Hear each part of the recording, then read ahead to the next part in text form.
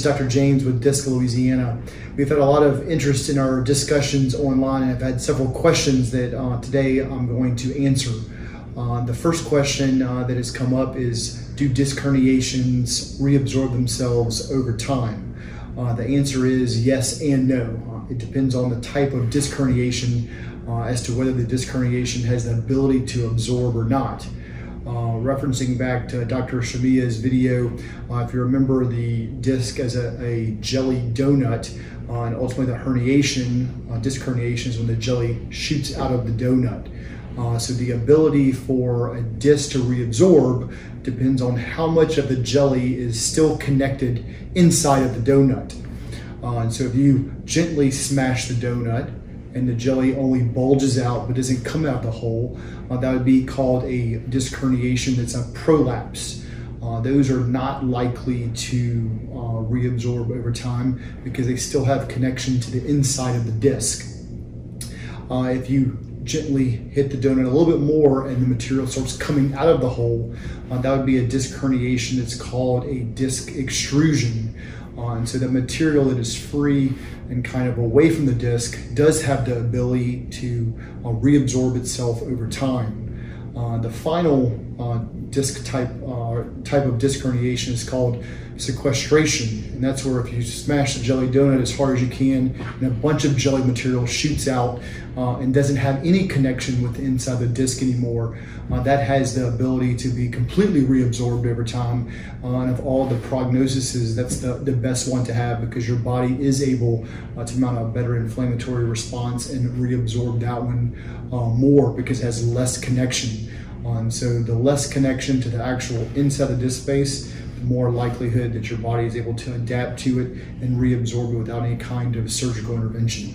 The second question we're going to address today is, how common is bowel and bladder dysfunction with the onset of acute back pain?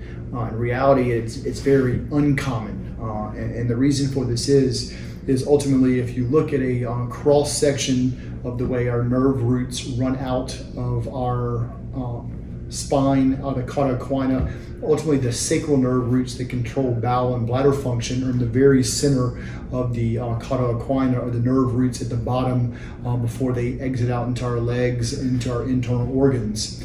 So in order for bowel and bladder function to be compromised, that means we have to have severe compression to where almost the entire spinal canal is obliterated to ultimately be able to hit the central nerve roots to control your bowel and bladder. So the other symptoms that would go along with bowel and bladder function would be extreme pain in the legs, weakness in the legs, paresthesia in the legs, and ultimately this syndrome is called cauda equina syndrome, which ultimately is an acute surgical emergency if you were to have it. And if it does happen, it's almost always secondary to a very large acute disc herniation. Also, to kind of discuss, the different what the bowel and bladder dysfunction is. Ultimately, the bowel dysfunction is incontinence, and so you do not know you're going to have to use the bathroom. You're unable to fill it. You're not sensate, and ultimately have bowel movements on yourself.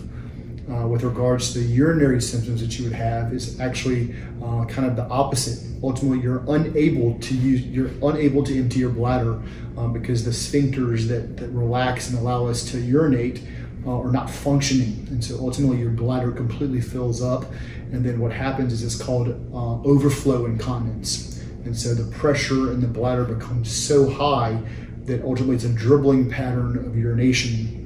And so it's not complete urination, it's a dribbling pattern of urination that will be associated with large acute disc herniation and the cauda equina syndrome. So that's all for the questions today. If y'all happen to have any other questions or concerns, please leave them in the comments and we'll be more than happy to address them in the future.